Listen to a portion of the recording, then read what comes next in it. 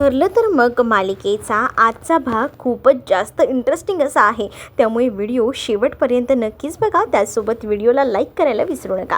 चला तर मग आजच्या भागाला सुरुवात करूया. सगळ्यात आधी आपण पाहतो की इकडे संतोषला भेटायला अर्जुन, चैतन्य आणि इन्स्पेक्टर सावंत असतात. त्याच वेळेला आता अर्जुन त्याला विचारत असतो की आता तुझ्या तोंडून मला सगळं काही खरं खरं ऐकायचं आहे की नेमकं हे सगळं कोणी केलेलं आहे.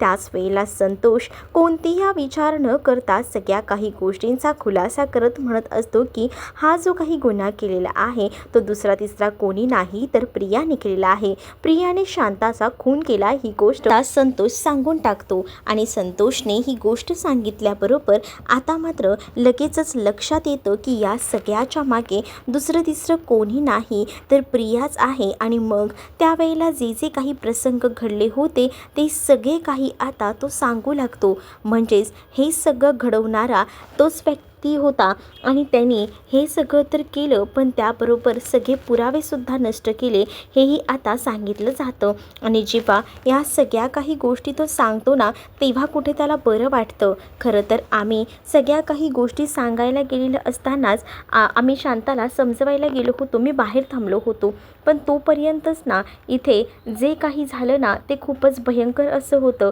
मी आतमध्ये येऊन पाहतो तोपर्यंत त्या प्रियाने खून केलेला होता आणि आता मी जे काही सांगितलं आहे ते सगळं काही खरं आहे. खून झाल्यानंतर आम्ही सगळ्या काही गोष्टींचा विल्हेवाटही लावला आणि त्याचसोबत जिथे रक्त पडलं होतं तेही पुसून काढलं. हे सुद्धा आता तो एकूण एक गोष्टी जे आहे तो सांगू लागतो. तेव्हा सगळं काही तो सांगतो ना तेव्हा मात्र आता इकडे अर्जुनला तो म्हणतो की आता मला बरं वाटतंय. माझ्या डोक्यावरचं टेन्शन खरंच खूप कमी झाल्यासारखं आता मला वाटत आहे.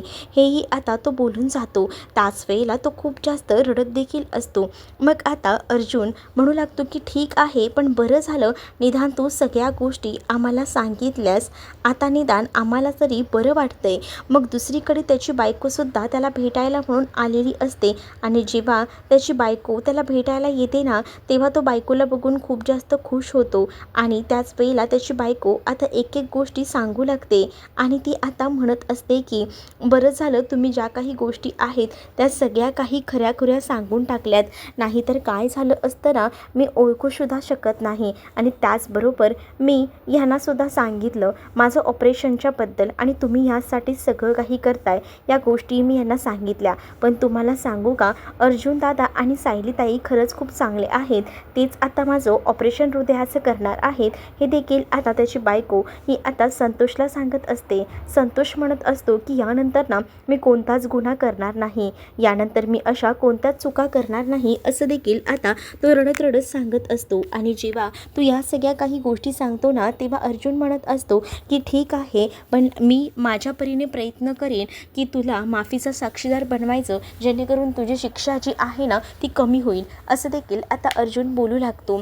अर्जुनने जेव्हा हे सगळं सांगितलेलं असतं तेवढ्यातच ना अर्जुनच्या फोनवर फोन आलेला असतो सायलीचा आणि सायली अर्जुनला त्याला ज्या ज्या गोष्टी पूर्ण अजितच्या रूममध्ये भेटल्या आहेत याबद्दल सांगू लागते. अर्जुन फोन ठेवल्यावर चैतन्य त्याला विचारत असतो की काय झालं, वहिनी काय बोलत होती. त्यावर आता सायलीने मला सांगितलं आहे की पूर्णाच्या रूममध्ये माझ्या गाडीची नंबर प्लेट आणि त्याचसोबत काही सामानसुद्धा तिला सापडलं आहे ज्यामध्ये रक्ताचे थेंबही आहेत आणि मग जर आपण त्या रक्ताच्या चाचण्या केल्या तर आपल्याला समजू शकतं की ते शांताचं रक्त आहे ते. मग काय त्या प्रियाचं खरं नाही. इकडे आता प्रिया जी आहे ती पळ काढायला बघत असते. तिला काही झालं ना तरी तिकडनं आता सटकायचं असतं आणि यासाठी तिचे प्रयत्न सुरू असतात. जेव्हा आता ती या सगळ्या काही गोष्टी करत असते तेव्हा मात्र आता प्रियाला माहिती असतं की तिथे पोलीसही आहेत आणि मग काय पोलिसांच्या तावडीतून सुटण्यासाठी आता ती पुरेपूर प्रयत्न करत असते. कसं काय निघायचं हे काही तिच्या डोकी लागत असतं आणि त्यामुळेच ना आतमध्ये रूममध्ये काही फ्लॉवर पॉट्स आणि असतात ते मुद्दामून ती खाली आपटते, जेणेकरून पोलीस आतमध्ये जातील ते बघायला आणि तेवढ्या वेळात तिला सटकता येईल. या सगळ्या गोष्टी बरोबर तिने मॅनेज केलेल्या असतात आणि जेव्हा पोलीस आतमध्ये जातात तेव्हा प्रिया बाहेर येते. प्रिया आता म्हणते की काही झालं तरी आता मला इथून पळ काढावा लागेल, कारण जर मी इथे थांबले ना तर माझं काही खरं नाही, मला नक्कीच काहीतरी होऊ शकतं, ही लोक मला सोडणार नाहीत. या भाषेतच आता प्रिया जी आहे ती बोलत. इकडे बाहेर जे हवालदार थांबलेले असतात असतात त्यांच्यासुद्धा हाती प्रिया काही लागत नाही. त्यानंतर आता ते हवालदार जे आहे ते आपल्या कामाला लागतात, पण तोपर्यंत प्रिया पळून गेलेली असते हे त्यांनासुद्धा माहिती नसतं. प्रियाने अगदी हुशारीने तिकडनं पळ काढलेला असतो. प्रिया आता विचार करते की चला आता आपण इकडच्या बस स्टॉपवर ना बस पकडूया आणि लांब पनवेल सोडून कुठेतरी पळून जाऊया. ही गोष्ट आता तिच्या डोक्यात फिक्स झालेली असते आणि यासाठी तिचे आता प्रयत्नही सुरू असतात. त्याचवेळी ती आता म्हणत असते की का अजून आली नाही आहे. मग मंजिरीचं लक्ष जातं. मंजिरी नेमकी तिथून जात असते आणि मंजिरीला समोरून जातानाच ना आता प्रिया दिसते. प्रियाला बघितल्याबरोबर ती म्हणत असते की ही तर प्रिया आहे. मग प्रिया इतक्या रात्री काय करते? तर प्रिया बसची वाट बघत होती आणि बसची वाट प्रिया बघत असतानाच आता मात्र लगेच मंजिरीने रात्रीचा विचार न करता लगेच सायलीला कॉल केलेला असतो आणि सायलीला कॉल करून ती सांगू लागते की इकडे प्रिया आहे बस स्टॉपवर. बहुतेक ना ती पळून जायचा विचार करते आहे. काय करायचं आहे? त्यावर मात्र बरं झालं तू फोन केला असते. अगं तिला तर आम्ही एका रूममध्ये ठेवलं होतं. त्याचबरोबर तिथले पोलिसांचा सुद्धा बंदोबस्त होता. बघितलंस का? तरीसुद्धा ती पळून गेली. मग आता काळजी करू नकोस, मी बघते तिचं काय करायचं ते, असंही आता म्हटलं जात असतं. मग तेव्हा प्रियाला बसची वाट बघून बघून वैतागते. ती म्हणत असते की इथे तर काही बसही येत नाही आहे, मग मला आता पुढेच जावं लागेल. असाही विचार करत ती आता पुढे जायचा विचार. दुसरीकडे मात्र आता सांगितलं जातं की एक काम कर, तू ना तिथे जास्त वेळ थांबू नकोस, नाहीतर ती तुला ओळखेल आणि तुझ्याबरोबर कोणीतरी दुसरंसुद्धा असायला हवं, कारण तिचा पाठलाग करायला. तेव्हा आता मी एक काम करते, माझी एक मैत्रीण आहे तिलासुद्धा हाताशी घेते, असंही आता सायली सांगू लागते. सायलीला माहिती असतं की या सगळ्यामध्ये रमा तिला मदत करेल, पण मंजिरी सांगत असते की तू काळजी करू नकोस, तिला आता माझ्या तावडीतून कोणीही सोडू शकत नाही. आता ती 12च्या भावात जाणार हे फिक्स आहे. मग आता प्रियावर बारीक लक्ष ठेवून मंजिरी असते. प्रिया इकडे तिकडे बसची वाट बघत असते. प्रिया म्हणत असते की आता काही मला बस भेटत नाही आहे, बहुतेक मला आता इथून जावं लागेल. आणि मग इथून जायचं तर तिला असतं, पण आता इथून गेल्यावर पुढे गाडी तर भेटेल का मला, असाही विचार तिच्या डोक्यामध्ये येत असतो, कारण तिला आता रातोरात पळ काढायचा असतो. सुभेदारांच्या घरातनं तर निघालेली असते, त्यामुळे तिला असं वाटत असतं की आता आपल्याला कोणीही बघणार नाही आणि त्याच तयारीमध्ये ती असते. आणि त्याच तयारीत ती गेलेली असतानाच ती आता लगेच आपली कॅब डोक्यावर घेते, जेणेकरून तिला कोणी ओळखू नये म्हणून तिने हुडी घातलेली असते. मग आता सायली आणि अर्जुन त्या अडकळीच्या खोलीत जातात आणि तिकडे जाऊन सुद्धा बघत असतात. तर त्याच वेळेला त्यांच्या लक्षात येतं की खरंच की ही तर पळून गेलेली आहे, म्हणजे हिला ना त्या पोलिसांना सुद्धा उल्लू बनवून पळता आले. म्हणजे जे पोलीस बाहेर होते त्यांना सुद्धा आता तिनं काही न सांगता गेलेली आहे.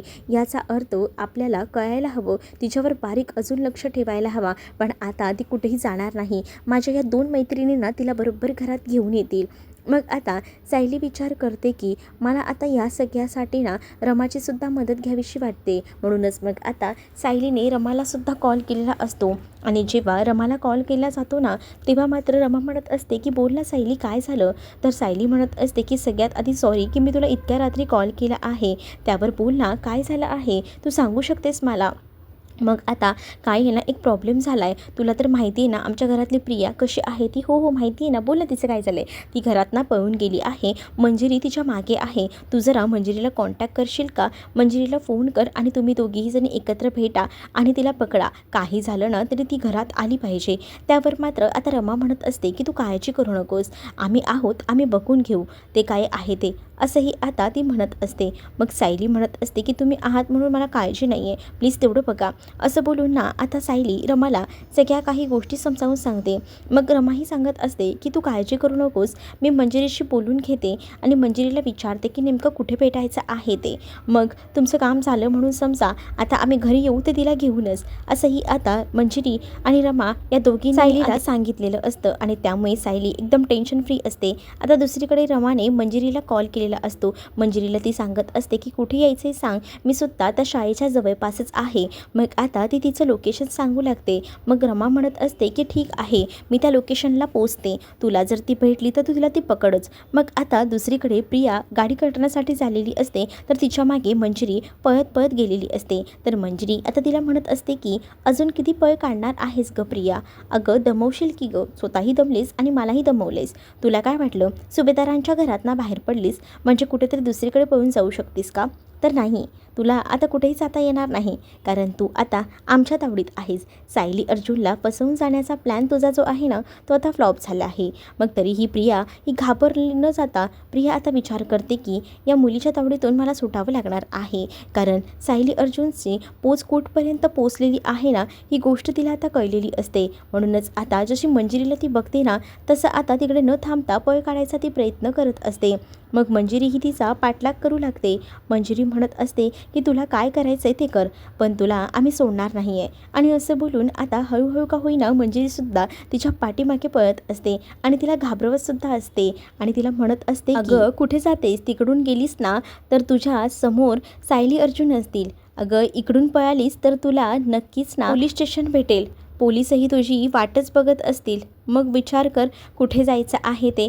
असंही आता म्हटल्याबरोबर प्रिया ही घाबरलेली असते, पण तरीसुद्धा ना प्रियाला स्वतःचा जीव वाचवून तिथून पळायचं असतं, कारण प्रियाला माहिती की ती जर तिथे थांबली तर काही नाही. म्हणूनच आता ती तिकडनं पळ काढते आणि जेव्हा ती कसाबसा पळ काढते ना, तेव्हा तिला आता बरं वाटत असतं आणि ती म्हणत असते की काय तुम्हाला काय वाटलं, मला पकडू शकाल का? नाही पकडता येणार.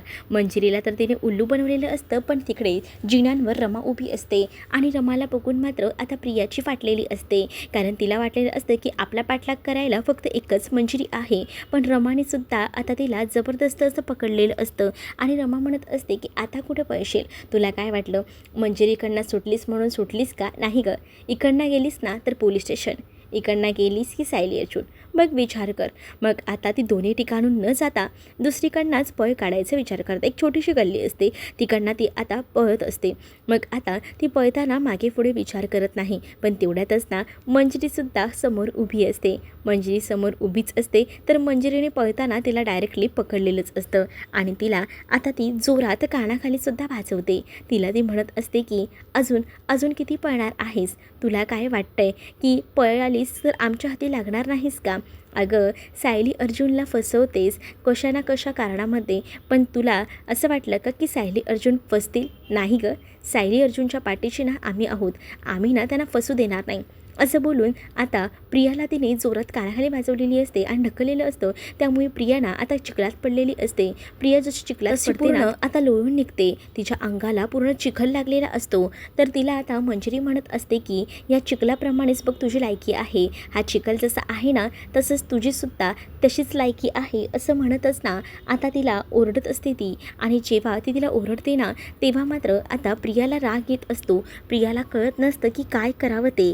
प्रिया आता एकदमच चिडचिडपणा करत असते. प्रिया जशी आता त्या चिखलातनं उठते ना तशी रमा तिथे येते आणि रमासुद्धा आता तिच्या कानाखाली वाजवते आणि रमा म्हणत असते की तुला काय वाटलं गं, आमच्या दोघींमधून तुला इकडनं लगेच सटकता येईल का? अगं हा तर तुझा भ्रम आहे, तुला कुठेही जाता येणार नाही, कारण तुझ्यासाठी आम्ही काफी आहोत. असं म्हणूनच आता तिला पुन्हा एकदा रमाने कानाखाली वाजवलेली असते आणि रमानेसुद्धा आता तिला चांगलंच पैलावरती घेतलेलं असतं. सायली अर्जुनला फसवायचा प्रयत्न केलास ना तर आमच्यापेक्षा वाईट कोणीही नसेल. मग आता तिथे कचरासुद्धा असतो, त्या कचऱ्यातसुद्धा तिला ढकललं जातं. पूर्ण कपडे आता प्रियाचे माखलेले असतात आणि प्रियाचे जेव्हा कपडे माखलेले असतात ना तेव्हासुद्धा तिला न राहून तिकडनं पळावंसं वाटत असतं. पण रमा आणि मंजिरीने सांगितलेलं असतं की इथून तुला पुढे कुठेही वाट नाही आहे, कारण तुझ्या आता वाटा संपल्या आहेत. आता जिथे थांबशील ना ते फक्त सुभेदारांचं घर असेल. तुला असं वाटलं असेल की इकडनं पळून आपण सगळ्यांपासून लांब जाऊ, पण तसं होऊ शकत नाही, कारण आम्ही तुला सुखानं जगू देणार नाही.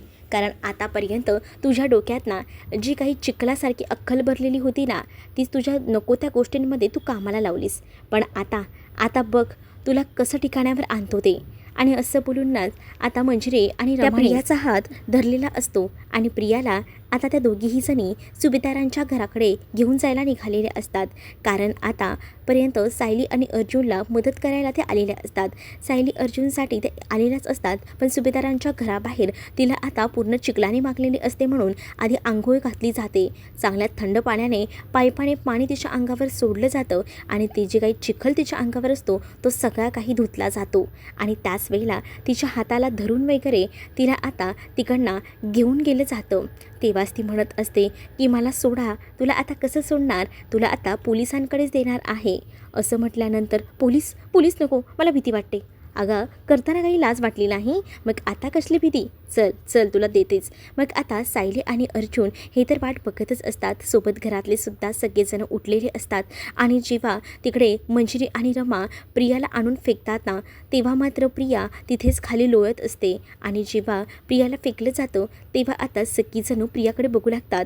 तेव्हा अस्मिता त्यासोबत सगळीजणं प्रियाकडे बघत असताना अस्मिता तिला म्हणत असते की तुला काय वाटलं, आमच्याबरोबर आम्हाला एवढा त्रास देऊन तुला घराच्या बाहेर तुला जाता येईल? नाही, तू आम्हाला जरी त्रास दिलेला असला ना तरी तुझी शिक्षा अजून पूर्ण झालेली नाही आहे, त्यामुळे तुला इथेच थांबावं लागेल, असंही आता म्हटलं जातं. आणि जेव्हा या सगळ्या काही गोष्टी बोलल्या तेव्हा मात्र आता अश्विनसुद्धा म्हणतो की अगं एवढं खोटं काम केलं आहे तरीसुद्धा कशाला गं आम्हाला सोडून पळून जायचं होतं, लाज या सगळ्या गोष्टीची लाज वाटण्यासारखं काय आहे, ऑलरेडी एवढं केलेस. त्यावर सुद्धा प्रिया आता अश्विनचा म्हणत असते की अश्विन तसं नाही रे, अश्विन मला जरा समजून घे ना, तुला आणि मी समजून घेऊ. नाही काहीच नाही, तुला कोणत्याच बोलण्यावर आता विश्वास नाही आहे. अगं एवढी तर पापं केली आहेस, मग आता पळून कशाला जातेस, घरात आम्ही तुला तसंही ठेवलेलंच आहे, घरात यासाठी ठेवले की तुझी शिक्षा अजून पूर्ण झालेली नाही आहे, त्यामुळे तरीसुद्धा तू पळ काढलास. तिथे प्रतापसुद्धा तिला घालून पाडून बोलत असतात, कारण तिची लायकी तीच आहे. एवढ्या सगळ्या भाषेत आता रागारागत तिच्याशी बोलल्यानंतर इकडे मात्र कल्पनासुद्धा प्रियाला विचारत असते काय गं कुठे गेली होतीस तू. त्यावर प्रिया तिला उलटसुलट बोलत असते. तेच मंजिरीला राग येतो. मंजिरी आता जोरातच घरी आल्यावर सुद्धा प्रियाच्या कानाखाली वाजवते आणि म्हणत असते की तुला निदान सासूशी बोलायची सुद्धा पद्धत नाही आहे का, आपल्यापेक्षा मोठ्या माणसांशी कसं बोलावं ही सुद्धा शिस्त नाही आहे. आणि असं बोलूनच तिने आता तिला सुनावलेलं असतं. दुसरीकडनं रमाने सुद्धा आता तिच्या कानाखाली वाजवलेली असते. त्यामुळे आता तिने अक्षरशः तोंडावर हात ठेवलेला असतो. इथे प्रियाला कळत नसतं, सगळीकडनं आपल्याला मारहाण होते, पण त्याच वेळेला प्रिया मात्र म्हणत असते की प्लीज तुम्ही मला त्रास नका देऊ. अगं आम्ही कसला तुला त्रास देतोय, आता बघ ना, आता तुला पोलिसांच्या हवालेच करतो, पोलिसांकडे नका देऊ, मी असं काहीच केलेलं नाही आहे चुकीचं, असंही आता ती म्हणत असते. प्रियाला आता समजत असतं की आपलं काही खरं नाही आहे, कारण प्रिया ही चारी बाजूने अडकलेली असते, कोणीही तिच्या बाजूने उभं राहिलं नसतं. आता त्या अश्विनला सुद्धा चांगलंच माहिती असतं की काय आहे ते.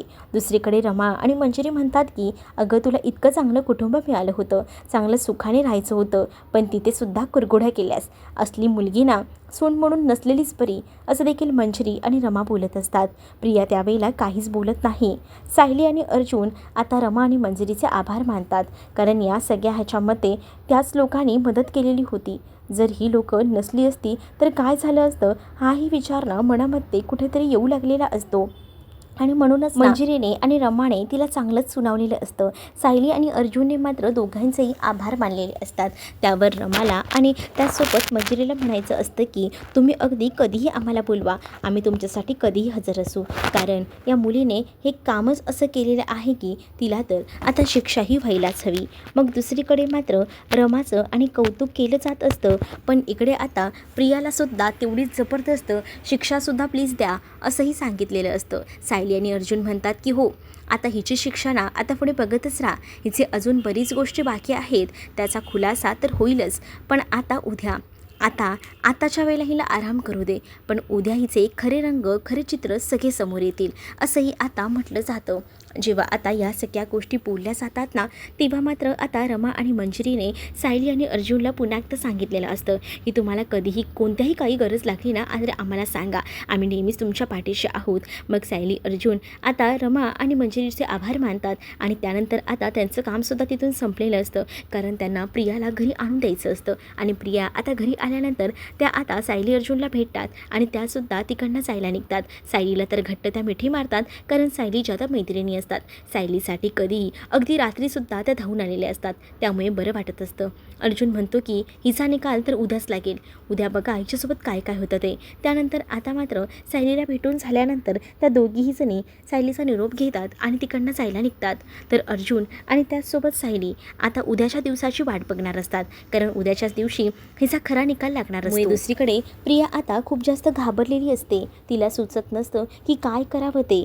ती आता सुधीरपुधीर झालेली असते. दुसरीकडे सायली म्हणत असते की तू आता किती पळ काढून काढणार आहेस, तुला काय वाटलं सगळीकडनं तू सुटशील आणि आम्हाला चकवा देऊन जाशील. त्या पोलिसांची सुद्धा तुला भीती वाटत नाही आहे. त्या पोलिसांच्या समोरसुद्धा तू डायरेक्टली त्यांना फसवून निघून गेलीस. पण तुला वाटलं असेल की आमच्या तावडीतून सोडशील, पण तुला माझ्या मैत्रिणीने बरोबर थाऱ्यावर आणलेलं आहे.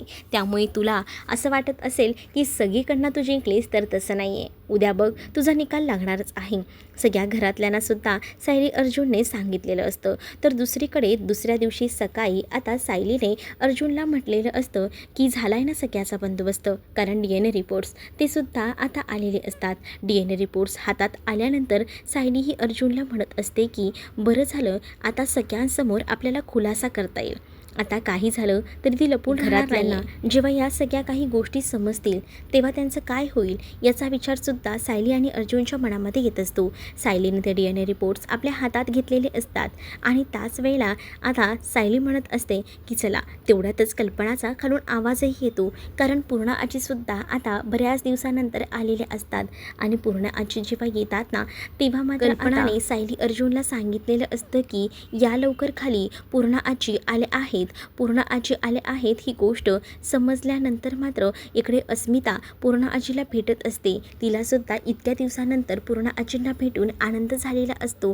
पूर्णा आजींना ती मिठी मारत असते, तर पूर्णा आजी मात्र म्हणत असतात की मला ना तुझ्या मुलाला भेटायचं आहे, चल मला दाखव. त्याबरोबर अगं तो आता झोपला आहे, नंतर तुला भेटवते ना, मला बाकी काही माहीत नाही गो, किती दिवस झाले मला बघायचं होतं, देवदर्शन करून कधी येते ना असं झालं होतं. अगं पण तू गेलीस ती आलीसच नाहीस, किती दिवस आम्ही तुझी वाट बघितली. अरे ते तर झालंच रे, दर्शनासाठी गेली होती कोल्हापूरला दर्शन घेतानाच मला न्यूज मिळाली आणि तेव्हाच मला कळलं होतं की चला बरं झालं, एका अर्थाने की चांगलं झालं. ह्या सगळ्या काही गोष्टी, या गोष्टींचंच टेन्शन होतं. आता मला नातू झाला आहे ना, मला बरं वाटते. तर दुसरीकडे मात्र आता इकडे गप्पा तर रंगलेल्याच असतात. तन्वीबद्दल सुद्धा आता पूर्णा आजींना खूप काही गोष्टी कळलेल्या असतात आणि तन्वीबद्दल ज्या काही गोष्टी कळलेल्या असतात ना, त्यामुळे आता आजी ज्या आहेत त्या विचारांमध्येच असतात. तेवढ्यातच सायली अर्जुनसुद्धा आता पूर्णा आजीला भेटण्यासाठी खाली आलेले असतात. तर प्रतिमा, त्यासोबत सुमन आणि इकडे महाराज आता हे सुद्धा तिथेच असतात. पण तेव्हाच ना त्यांना कुठे माहिती असतं, म्हणजे पूर्णा आजीला सगळ्या अर्धवटच गोष्टी सांगितलेल्या असतात आणि त्यासाठी खरं तर बोलवून घेतलेलं होतं इकडे असणाऱ्या सगळ्यांनाच. आणि जेव्हा सगळीजणं तिथे आलेली असतात, आता सायली अर्जुन आधी येऊन पूर्णा आजींना भेटतात. पूर्णा आजींना सुद्धा सायली अर्जुनला भेटून बरं वाटतं. पूर्णा आजी म्हणतात की तन्वीबद्दल आम्ही ऐकलं, पण तन्वीबद्दल एवढं भयंकर असं कृत्य घडलं असेल ना असं वाटलं नव्हतं, इतक्या खालच्या थराला जाईल. मग आता सायली म्हणत असते की तुम्हा सगळ्यांनाच अजून एक सत्य सांगायचं आहे. खरं तर आम्ही हे सगळं काही अर्धवटच सांगितलं, पण अजून बरंच सत्य सांगायचं राहिलेलं आहे. काय झालं आणि कशाबद्दल बोलताय? अजून कोण? तन्वी, तिच्याबद्दलच. मग आता चैतन्याला हाक मारून तिला बोलवलं जातं. त्याच वेळेला तिथे हवालदारही असतात आणि ते हवालदारही आता तिथे येताना हवालदार प्रियाला घेऊन आलेले असतात. आणि प्रियाला जेव्हा घेऊन तिथे येतात ना तेव्हा मात्र आता प्रिया रागातच बघत असते, पण प्रियाच्या सगळ्या पापांचा आता पाडा वाचणार असतात. सायली आणि अर्जुन म्हणत असतात की खरं तर ना तुम्हाला ही गोष्ट सगळ्यांना सांगणं खूप जास्त महत्त्वाचं आहे आणि यासाठी तुम्हा सगळ्यांना एकत्र आणायचं होतं, म्हणूनच हे सगळं काही प्लॅनिंग केलं. पण नेमकं काय झालं आहे प्लीज सांगाल का? हो सांगते ना काय झालं आहे ते. आणि मग काय, या सगळ्या काही गोष्टी जेव्हा आता सांगितल्या जातात तेव्हा मात्र सगळीजण ऐकत असतात की नेमकं तुम्हाला काय म्हणायचं आहे. सायली अर्जुन म्हणतात की हो, खरं तर या सगळ्यासाठी आम्हाला खूप दिवस गेला, म्हणजेच बरेच दिवस गेले या सगळ्या गोष्टींसाठी, पण आम्हाला असं ना तसं सगळे पुरावे गोळा करायचे होते आणि मगच तुमच्यासमोर हे सत्य आणायचं होतं. मग तुम्ही कशाबद्दल बोलताय? अजून कसलं सत्य यायचं राहिलं आहे? मग तेव्हाच ना तिथे सांगितलं जातं की आम्ही जेव्हा धुळवडीच्या दिवशी मुद्दामून जो काही कॅम्प ठेवला होता, ब्लड कॅम्प, त्याबद्दलच मी तुम्हाला सांगत आहे. तो मुद्दामूनच ठेवला होता. खरं तर आम्हाला डाऊट येत होता, म्हणून आम्ही ब्लड कॅम्प आयोजित केलं होतं, जिथे आपण सगळ्यांनीच रक्तदान केलं होतं. आणि त्या रक्तदानामध्ये प्रियानेसुद्धा रक्तदान केलं होतं. प्रियाने रक्तदान केल्यानंतर प्रियाच्या रक्ताच्या चाचण्या झाल्या आणि आपल्या सगळ्यांना असं वाटत आहे की प्रियाचा ब्लड ग्रुप जो आहे तो प्रतिमा आत्यांना मॅच होत आहे, म्हणजे O निगेटिव्ह. पण तसं नाही आहे. प्रियाचा ब्लड ग्रुप जो आहे आणि हे सत्य जेव्हा सगळ्यांना घरातल्यांना समजतं तेव्हा त्यांच्या पायाखालची जमीनच सरकते. मग आता प्रताप यांना अर्जुन ते पुरावेसुद्धा दाखवतो आणि ते रिपोर्ट जेव्हा प्रताप यांच्या हातात पडतात तेव्हा त्यांना सत्य समजतं. पण त्याच वेळेला कोर्टात तर हिचा निकाल होईलच, पण तुमच्यासमोर हिचा निकाल लावायला हवा होता. म्हणून सायली म्हणत असते की मी तुम्हा सगळ्यांसमोर हिचं खरं रूप आणलंय. म्हणजे आता तुम्हालासुद्धा हिला शिक्षा द्यावीशी वाटणारच आहे, कारण प्रत्येकाच्या भावनांशी ही खेळलेली आहे असंही आता जी सायली आहे ती म्हणत असते. सायली जेव्हा आता या सगळ्या काही गोष्टी बोलते आणि ब्लड ग्रुपचं सत्य सगळ्यांसमोर येतं तेव्हा मात्र प्रियाचं तोंड पाहण्यासारखं झालेलं असतं. प्रियाला आता काही सुचत नसतं, कारण ह्यांनी सगळं काही प्लॅनिंग करून सगळ्या काही विचार गोष्टी करून या सगळ्या समोर आणलेलं असतं आणि सगळ्यांच्या मात्र चेहऱ्यावरचे रंग उडालेले असतात. एवढे दिवस ही सगळीजणं ज्या घरामध्ये या तन्वी समजत होते, पण ती तन्वी नाही तर खोटी प्रिया आहे आणि हे सगळं काही समजल्यानंतर सगळ्यांनाच धक्का बसतो. हे सगळं काही पुढील भागांमध्ये सुद्धा दाखवलं आहे आणि हाचा भाग तुम्हाला कसा वाटला आहे ना हे मला नक्कीच कमेंटमध्ये सांगा, कारण हा एपिसोड नक्कीच तुम्हाला आवडला असेल. व्हिडिओ आवडला असेल तर लाईक करायला विसरू नका. त्यासोबत चॅनलवर नवीन असाल तर चॅनलला सबस्क्राईब करा. चला तर मग भेटूया पुढच्या भागामध्ये. तोपर्यंत टाटा बाय.